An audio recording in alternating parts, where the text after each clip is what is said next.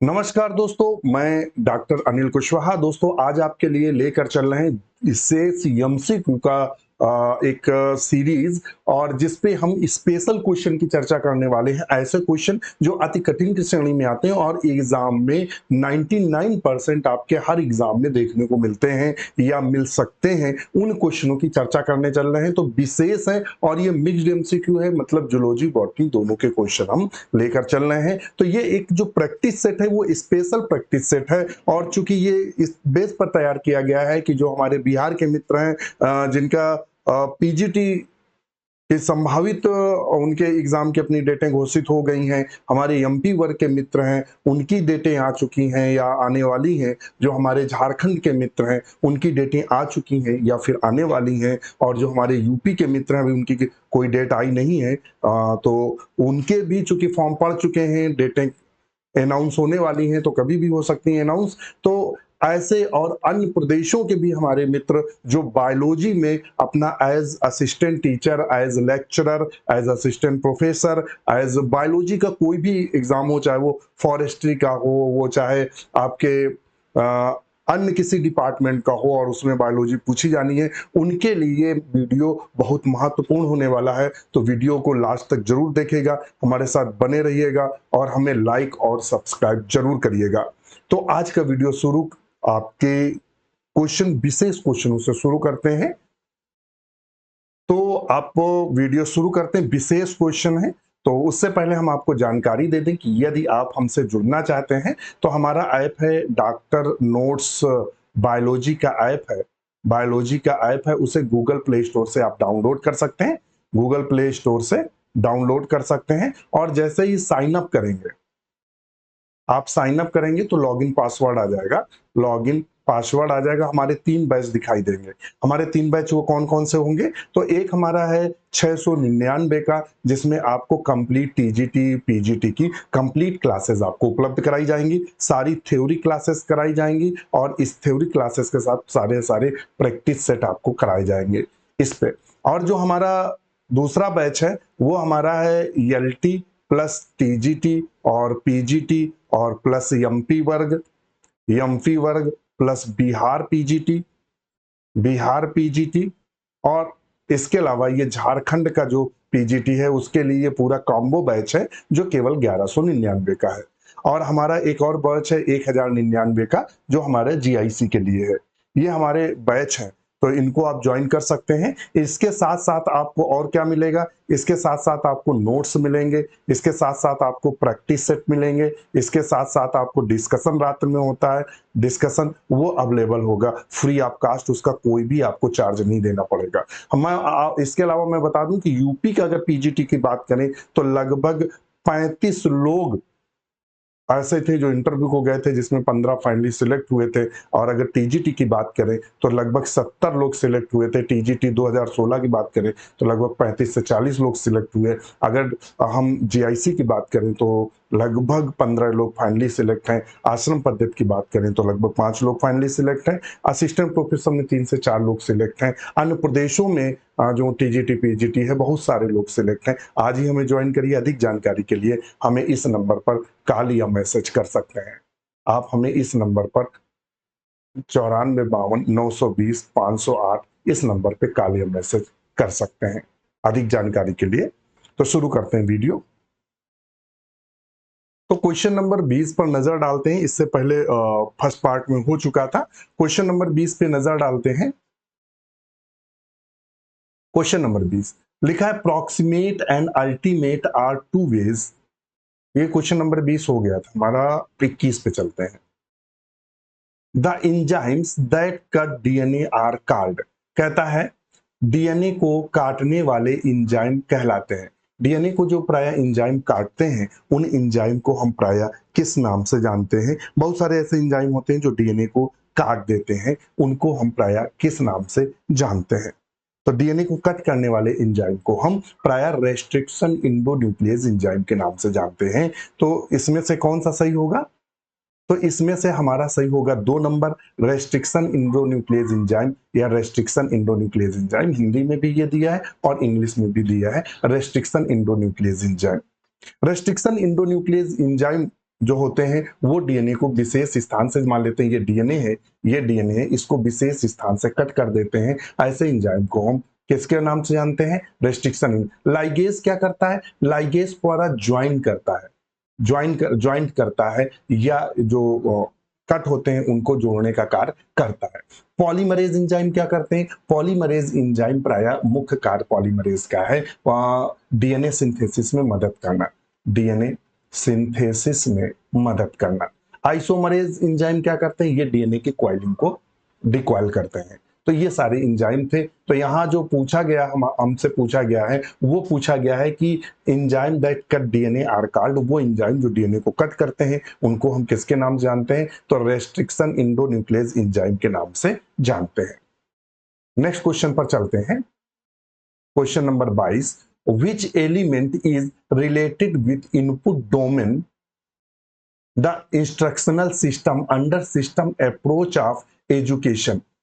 शिक्षा क्षेत्र में प्रणाली उपागम के अंतर्गत अनुदेशात्मक प्रणाली में अदा पक्ष में कौन सा तत्व सम्मिलित है? ये आपके एजुकेशन कहीं कहीं कुछ स्टेट में क्या है कि एजुकेशन के भी क्वेश्चंस पूछे जाते हैं, तो इसीलिए इस क्वेश्चन को रखा गया है। तो इसका सही आंसर क्या होगा? पाठ वस्तु या क्यूरिकुलम कंटेंट। क्या होगा? Curriculum content. तो ऑप्शन हम क्या लगाएंगे? क्यूरिकुलम कंटेंट या पाठ वस्तु। ऑप्शन 2 को सही करेंगे। नेक्स्ट क्वेश्चन पूछ रहा है, which of the following statement is incorrect? निम्नलिखित में से कौन सा कथन गलत है? निम्नलिखित में से कौन सा कथन गलत है? तो पहला नंबर जो दिया हुआ है, पहला नंबर क्या दिया हुआ है? पहला नंबर दिया है coralloid root have algal zone, बिल्कुल सही है। फिर है cortex is not differentiated into coralloid roots. दूसरा दिया है कि जो कॉर्टेक्स होता है non differentiated in the coralloid root. फिर दिया है कोलोराइड रूट्स सो लिटिल और no secondary growth. Coralloid root are present in Cycas, तो ये तो साइकस में पाई जाती है, ये तो बिल्कुल सही है। पहला वाला भी सही है। तो अब इनमें दोनों में से 23 में इन दोनों में से कौन सा ऐसा है जो कथन गलत है? तो 23 में हम कौन सा सही करेंगे? तो सही करेंगे 2 नंबर। कोलोराइड जड़ में कॉर्टेक्स विभेदित नहीं होता है, ये वाला ऑप्शन नंबर 2 जो कि गलत है। कोलोराइड कॉर्टेक्स जो होता है वो डिफरेंशिएटेड होता है, जो कि यहाँ गलत दिया है। बकाया कोलोराइड रूट किस में पाई जाती है? तो प्रायः साइकस में देखने को मिलती है। किस में देखने को मिलती है? साइकस में देखने को मिलती है कोलोराइड रूट। कोलोराइड रूट क्या होती है? समानांतर चलती है, मिट्टी के समानांतर चलती है। नेक्स्ट क्वेश्चन है, स्मूथ मसल्स फाइबर्स आर, जो स्मूथ मसल्स फाइबर्स होते हैं या चिकनी पेशियों के पेशी तंतु होते हैं, वो कैसे होते हैं? जो चिकनी पेशियां होती हैं उनके पेशी तंतु कहते होते हैं। तो इसने 4 ऑप्शन दिए हुए हैं। कौन कौन से 4 ऑप्शन दिए हुए हैं? तो पहले नंबर पे दिया हुआ है क्या? Striated and voluntary, unstriated and involuntary, unstriated and voluntary, striated and involuntary. रेखित एवं ऐच्छिक, आरेखित तथा अनैच्छिक, और आरेखित एवं ऐच्छिक, रेखित तथा अनैच्छिक। जो स्मूथ मसल फाइबर्स होते हैं वो प्रायः कैसे होते हैं? तो 24 का हम सही आंसर क्या करेंगे? वो हम 24 का सही आंसर करेंगे आरेखित एवं अनैच्छिक, अर्थात हम 2 नंबर को सही करेंगे अनस्ट्रेटेड एंड इनवॉलेंट्री। ऑप्शन 2 को सही करेंगे। नेक्स्ट क्वेश्चन है, which element of the phloem tissue is composed of dead cell? Phloem ऊतक का कौन सा अवयव मृत कोशिकाओं से निर्मित होता है? प्राय कौन सा भाग मृत कोशिकाओं से निर्मित होता है फ्लोएम का? तो हम आपको थोड़ी सी जानकारी दे दें कि जो फ्लोएम होता है, फ्लोएम को दूसरे किस नाम से जानते हैं? एग्जाम में क्वेश्चन पूछा है तो प्रायः लैप्टोम के नाम से जानते हैं। किसके नाम से जानते हैं? तो प्रायः लैप्टोम के नाम से जानते हैं। किसके नाम से जानते हैं? तो लैप्टोम के नाम से इसको जानते हैं। ट्रांसपोर्ट ऑफ ऑर्गेनिक फूड, इसका काम क्या होता है? Transport of organic organic food, ये भोजन को ट्रांसपोर्ट करने का कार्य करता है। इसे फ्लोएम या लैप्टोम के नाम से जानते हैं। कभी कभी यहां से एक और क्वेश्चन पूछता है कि यह शब्द किसने दिया था? जो फ्लोएम शब्द किसने दिया था, तो नागेली ने दिया था, ध्यान रखिएगा, नागेली। और एक और साइंटिस्ट है हैबरलैंडेट, ये थे, इन्होंने दिया था। और ये बने किसके होते हैं, तो हम आपको बता दें ये बने होते हैं प्रायः सीव ट्यूब के। किसके बने होते हैं, सीव ट्यूब के बने होते हैं। और इसके अलावा और कंपेनियन सेल के बने होते हैं। कंपेनियन सेल के अलावा फ्लोएम पैरेन्काइमा के बने होते हैं। और फ्लोएम पैरेन्काइमा के अलावा फ्लोएम फाइबर के बने होते हैं। ये प्रायः इनके बने होते हैं। अब इसमें उसने पूछा है कि डेड कौन होते हैं, मरे। तो कंपेनियन सेल जो होती हैं वो ध्यान रखिएगा लिविंग होती हैं। ये पहले तो इसको लो, कंपेनियन सेल प्रायः लिविंग होती हैं। और पूछा is the composed of dead cell, किसकी बनी होती है। कंपेनियन सेल कैसी होती है, लिविंग होती हैं। इनको तो पहले आप एक पार्ट्स में रखेंगे। और सीप एलिमेंट है थिन सेल्यूलोज वाल, हेंस आर लिविंग। सीप ट्यूब्स भी जो सीप ट्यूब्स भी होती हैं ये भी लिविंग होती हैं। फ्लोएम पैरेन्काइमा पूछ रहा है और फ्लोएम फाइबर। अब इन दोनों में से हम देखते हैं कि कौन सा आंसर सही होगा 25 नंबर पे। तो 25 में सही होगा कि फ्लोएम जो फाइबर होता है वो डेड होता है। फ्लोएम फाइबर क्या होता है, dead. These are commonly known as bast fibre. जो इसे प्रायः फ्लोएम फाइबर होता है इसे हम बास्ट फाइबर के भी नाम से जानते हैं। किसके नाम से जानते हैं, बास्ट फाइबर के भी नाम से जानते हैं। और ये जो फ्लोएम पैरेन्काइमा, चूंकि पैरेन्काइमा सेल्स का बना होता है इसलिए इसकी सेल्स भी लिविंग होती है, इनकी सेल्स भी लिविंग होती हैं, इनकी सेल्स भी लिविंग होती हैं। अब बच्चा बास्ट फाइबर, तो यही है। नेक्स्ट क्वेश्चन है, नेक्स्ट क्वेश्चन क्या पूछा हुआ है, degree of scattering the transmission electron microscope is an function of संचरण इलेक्ट्रॉन सूक्ष्मदर्शी में प्रकीर्णन की डिग्री कार्य है। प्रकीर्णन का जो डिग्री कार्य है वो क्या है। Wavelength of electron beam used, number first पे दिया हुआ है। और सेकेंड पे दिया, फर्स्ट पे दिया wave length of electron beam used, number of atoms that lie in the electron path only, mass of the atom that lie in the electron path only, number and mass of atom that lie in the electron path. तो option 4 सही होगा, electron पथ में स्थित परमाणुओं की संख्या व द्रव्यमान का। तो ऑप्शन 4 को हम सही करेंगे। नेक्स्ट क्वेश्चन है, Montreal protocol was signed in 1987। एक तो यहां से क्वेश्चन बनता है कि मॉनिट्रियल प्रोटोकॉल कब साइन किया गया था, टू किसके लिए किया गया था। मॉनिट्रियल जो प्रोटोकॉल था वो किसके लिए साइन किया गया था। तो 27 नंबर पे सही क्या करेंगे, तो ये प्रायः मॉनिट्रियल जो प्रोटोकॉल है ये किसके लिए साइन किया गया था, control the emission of ozone depleting substances, ozone क्षयकारी पदार्थों के उत्सर्जन को नियंत्रित करने के लिए किया गया था। तो ऑप्शन 2 है, मॉनिट्रियल प्रोटोकॉल जहां भी आ जाए समझ लो वो बात ओजोन की करने वाला है। ध्यान रखिएगा, मॉनिट्रियल प्रोटोकॉल कहीं भी आ जाए तो समझ लेना वो किसकी बात करने वाला है, तो वो हरदम बात ओजोन की करने वाला है। इसको ध्यान में रखना है।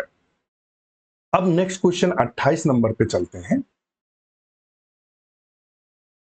28 number question, match the following and choose the correct option reference to the affinity the chromatography. निम्नलिखित में से सुमेलित कीजिए कि एफिनिटी क्रोमेटोग्राफी के संदर्भ में सही विकल्प चयन कीजिए। सही विकल्प का चयन करना है। क्या करना है, सही विकल्प का चयन करना है। तो क्रोमेटोग्राफी के विषय में, ये जो क्रोमेटोग्राफी है उसमें कौन सा चयन करना है, चलिए देखते हैं 28 नंबर पे। तो 28 का हम प्रायः सही क्या करेंगे, तो 28 का सही करेंगे सेकेंड नंबर। क्या सही करेंगे, second number.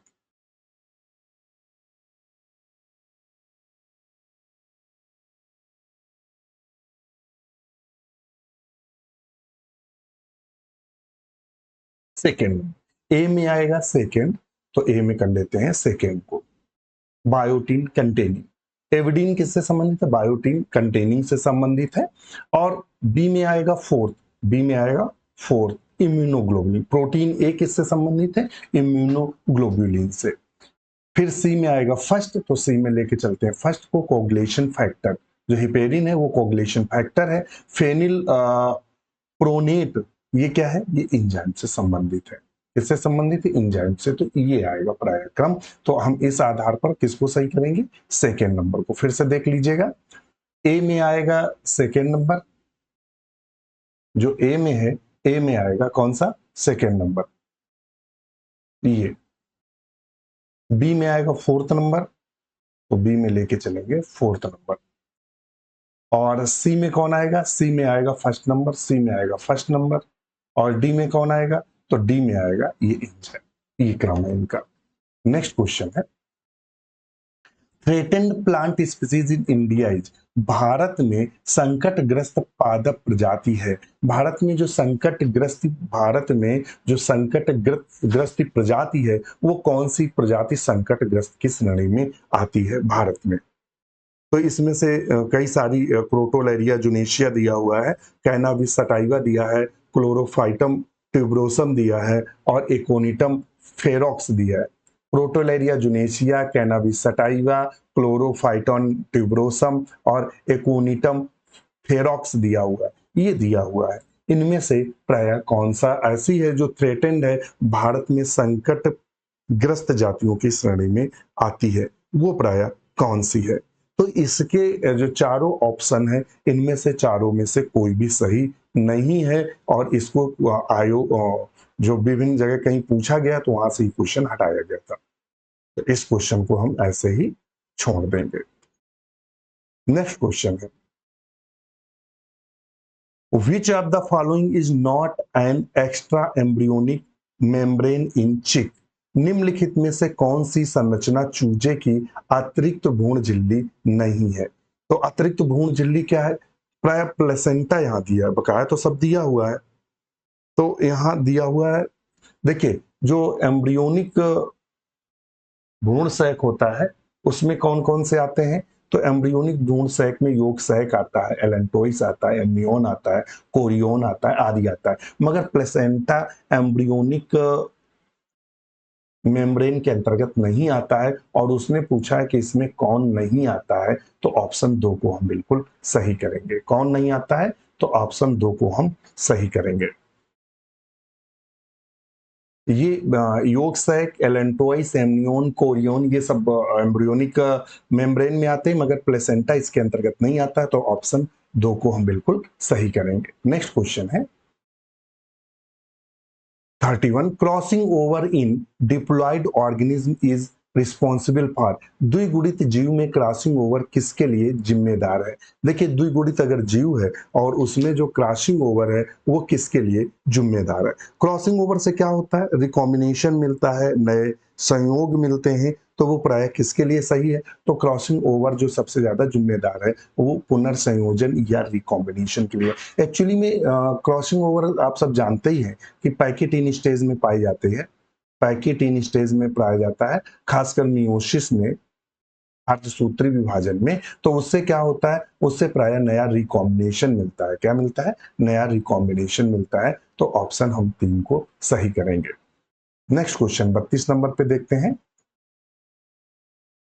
Match the plants given under column first with their scientific name given under column second, choose the correct option. कहता है plants given under column first में प्लांट के नाम दिए गए हैं और उसके साइंटिफिक नाम दिए गए हैं। तो इसके हमें मैच कराना है। तो देख लेते हैं, यहीं से देखते हैं। ग्राउंड नट्स को हाइपोजिया बोलते हैं, एरेकिस हाइपोजिया। तो ग्राउंड नट कहाँ दिया है, तो ग्राउंड नट ये दिया है, एरेकिस हाइपोजिया। कॉटन को क्या बोलते हैं, गोशोपियम हार्बेशियम। 4 जातियां होती हैं, गोशोपियम अर्बोरियम, गोशोपियम बारबाडेंस, गोशोपियम अर्बोरियम और गोशतम हिर्स्टम, 4 होती हैं। तो ये 2 मैच हो गए। फिर बचा कौन, क्यूमिन। तो क्यूमिन किसको बोलते हैं, क्यूमिनम साइमिनम को बोलते हैं। और फेनग्रीक किसको बोलते हैं, तो ट्रिगोनेला फोएनम को बोलते हैं। तो ऑप्शन इस तरह से सही होगा, क्यूमिन क्या होगा, ये होगा और ये होगा। अब मैच करा लेते हैं इनमें से कौन सा सही है। ए में पहला हमने कौन सा सही किया है, तो एक तो हमारा पेन पता नहीं क्यों ऑटोमेटिक चल जाता है,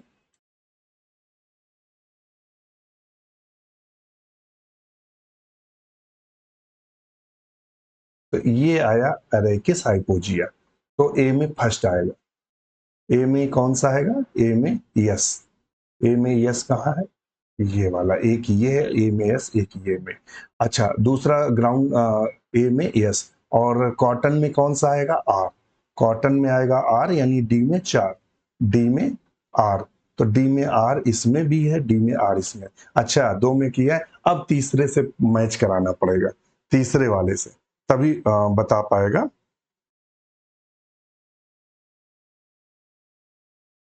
तो इसने दिया है क्यूमिन सी में। चलो सी में देखते हैं।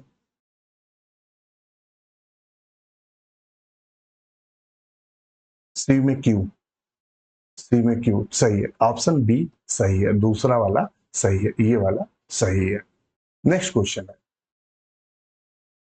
कैडहेरिन्स आर। कैडहेरिन्स आर, जो कैडहेरिन होते हैं वो क्या होते हैं? नया क्वेश्चन है, बिल्कुल बिंदास क्वेश्चन है। कैडहेरिन की बात कर रहा है। कैडहेरिन होते हैं, तो कैडहेरिन क्या होते हैं? तो कैडहेरिन प्राय कैल्शियम डिपेंडेंट ग्लाइकोप्रोटीन्स होती हैं। क्या होती हैं? कैल्शियम डिपेंडेंट ग्लाइकोप्रोटीन्स होती हैं। कैडहेरिन क्या होती हैं? कैल्शियम डिपेंडेंट ग्लाइकोप्रोटीन्स होती हैं। वेरी वेरी इंपॉर्टेंट, ध्यान रखिए। कैडहेरिन्स क्या होते हैं? कैल्शियम डिपेंडेंट ग्लाइकोप्रोटीन्स होते हैं। नेक्स्ट क्वेश्चन है 34 पे, देख लेते हैं।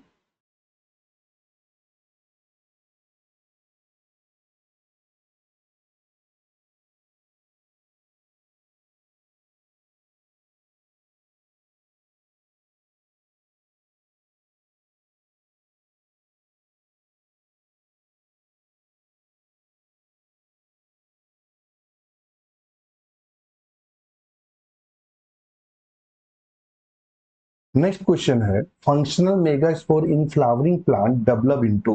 पुष्पी पौधों में कार्यात्मक मेगास्पोर विकसित होता है। पुष्पी पौधों में जो कार्यात्मक मेगास्पोर विकसित होता है, फिर से ध्यान रखिएगा, फंक्शनल जो मेगास्पोर होता है in flowering plant develop into, किससे डेवलप होता है? बताइएगा। एम्ब्रियो सैक से डेवलप होता है, या एम्ब्रियो से डेवलप होता है, या इंडोस्पर्म से डेवलप होता है? तो ये प्राय किससे डेवलप होता है? तो प्राय ध्यान दीजिएगा, मेगा स्पोर जो डेवलपमेंट होता है वो प्राय एम्ब्रियो सैक से डेवलपमेंट होता है। किससे डेवलपमेंट होता है? एम्ब्रियो सैक से। अगर एम्ब्रियो सैक आप देखेंगे तो उससे हमारा मेगा स्पोर डेवलप होता है। तो ऑप्शन 3 को हम सही करेंगे। किसको सही करेंगे? 3 को। नेक्स्ट क्वेश्चन है, given the DNA sequence ATTACAGGC, which sequence would be used by researchers and antisense molecule against transcribed product? इसका जो अनुक्रम का होगा, कहता है डीएनए का अनुक्रम ये दिया है को देखते हुए शोधकर्ताओं द्वारा इसके प्रतिलेखित, ध्यान रखिएगा, जो प्रतिलेखित उत्पाद के विरुद्ध एक एंटीसेंस अणु के रूप में किस अनुक्रम का उपयोग किया जाएगा? तो बस इसको आप जस्ट अपोजिट कर दीजिए। तो 35 में कौन सा सही होगा? ए,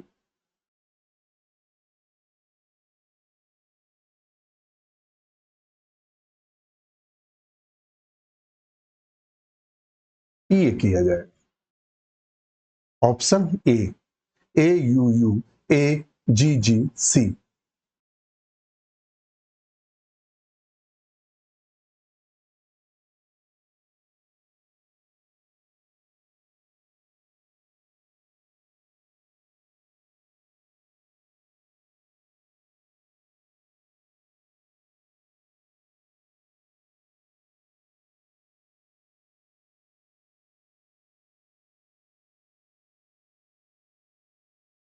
थोड़ा सा यहाँ कंफ्यूज मत होइएगा, केवल यहाँ थाइमीन की जगह एक्चुअली में आरएनए बनेगा। क्या बनेगा? आरएनए। तो थाइमीन की जगह यूरेसिल हो जाएगा, बकाया तो सारे सेम टू सेम रहेंगे। ध्यान रखिएगा, इसका मतलब अपोजिट नहीं बनाना है। अगर इसका अनुक्रम ये है, ये कह रहा है इसका अनुक्रम ये शोधकर्ताओं द्वारा प्रतिलेखित उत्पाद के विरुद्ध एक एंटीसेंस अणु के रूप में किस अनुक्रम का उपयोग किया जाएगा, तो हम केवल जो अनुक्रम यूज करते हैं सिंगल में, तो केवल थाइमिन की जगह ये करेंगे। हम ये नहीं कि अपोजिट बना दें। आप ये मत सोच के चलिएगा कि एडनिन की जगह, थाइमिन की जगह यूरेसिल, और थाइमिन की जगह एडनिन, एडनिन, और आपको एडनिन की जगह थायमिन की जगह यूरेसिल, यूरेसिल ग्वानिन की साइटोसिन, साइटोसिन ग्वानिन, ये वाला मत बना दीजिएगा, ध्यान रखिएगा। जो ये दिया चौथे नंबर का, उसने केवल इतना पूछा हुआ है कि इसमें क्या परिवर्तन होगा, तो केवल थायमिन की जगह में यूरेसिल लगा देंगे, बकाया सेम रहेगा, तो ज्यादा कंफ्यूज मत होइएगा। नेक्स्ट क्वेश्चन है 36, which one of the following is a useful biological indicator of sulfur dioxide pollution? कहता है निम्नलिखित में कौन सल्फर डाइऑक्साइड प्रदूषण का जैव संकेतांक है। कॉमन क्वेश्चन है, तो लाइकिन है। लाइकिन प्राय क्या करता है, ये बायो इंडिकेटर की तरह करता है काम, इंडिकेटर की तरह कार्य करता है। किसकी तरह कार्य करता है, तो बायो इंडिकेटर की तरह ये कार्य करता है। तो ऑप्शन हम कौन सा सही करेंगे, दो, प्राय ये बायो इंडिकेटर की तरह कार्य करता है। नेक्स्ट क्वेश्चन है, how much the total global carbon present in atmosphere? कुल वैश्विक कार्बन में से कितना वातावरण में उपस्थित है? जितना वैश्विक वातावरण में से कितना उपस्थित है, तो नियर बाय 1% या नियरली 1%। तो 37 में हम क्या सही करेंगे, एक, तीन को। Middle lamellae of cell wall is made up of, कोशिका भित्ति की मध्य पटलिका बनी होती है, तो ये प्राय किसकी बनी होती है, तो मध्य पटलिका जो प्राय बनी होती है वो किसकी बनी होती है, तो वो प्राय पैक्टिक सब्सटेंस की बनी होती है या पैक्टिक की बनी होती है। किसकी बनी होती है, पैक्टिक की। तो मिडिल लैमिली होती है सेल वॉल की, वो प्राय पैक्टिक की बनी होती है। तो ऑप्शन क्या सही करेंगे, दो को सही करेंगे। नेक्स्ट क्वेश्चन है,